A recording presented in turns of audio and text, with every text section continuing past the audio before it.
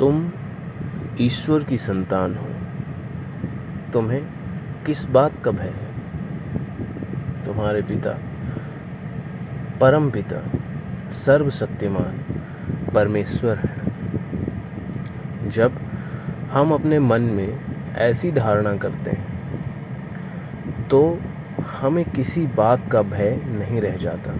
हमारे सारे भय खत्म होने लगते हैं, क्योंकि यही यथार्थ है। हम उस सर्वशक्तिमान परमेश्वर के अंश हैं। इस बात की धारणा हमारे मन में जितनी प्रगाढ़ होती जाएगी, उतना ही हम चीज़ों से मुक्त होना शुरू कर देंगे।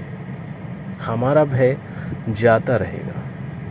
हमें कोई भी चीज़ इतनी बड़ी नहीं लगेगी जो हमारे अस्तित्व पर संकट पैदा करे।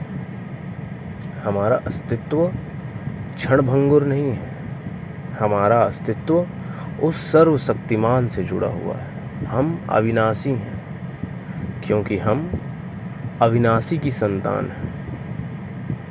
वो जो सर्वशक्तिमान है, जो अनंत ब्रह्मांडों को संचालित करता है, अनंत ब्रह्मांडों का कारण है, हम उस परमेश्वर की संतान हैं। जैसे जैसे ये बात हमारे मन में बैठती जाती है, हम इस बात का चिंतन करते हैं कि हम संबंधित किससे हैं, वैसे वैसे हमारा आत्मबल बढ़ता है।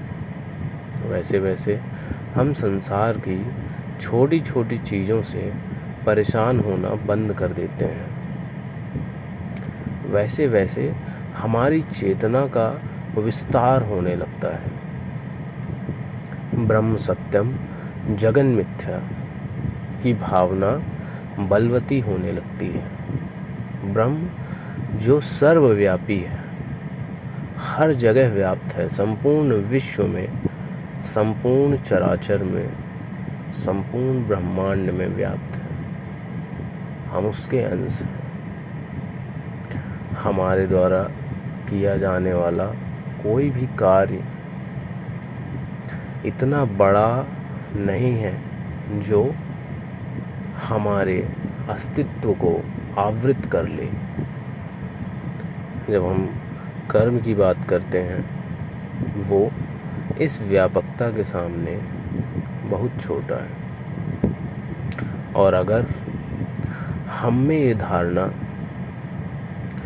प्रगाढ़ होती जाए तो हम जो भी कर्म करेंगे, जो भी काम करेंगे, निस्संदेह उचित ही होगा, क्योंकि जिसकी चेतना प्रबुद्ध है वो कोई गलत काम कर ही नहीं सकता है, कोई अपराध कर ही नहीं सकता है, किसी का अहित नहीं कर सकता है, किसी को कष्ट नहीं पहुंचा सकता है, किसी से द्वेष भावना नहीं रख सकता है।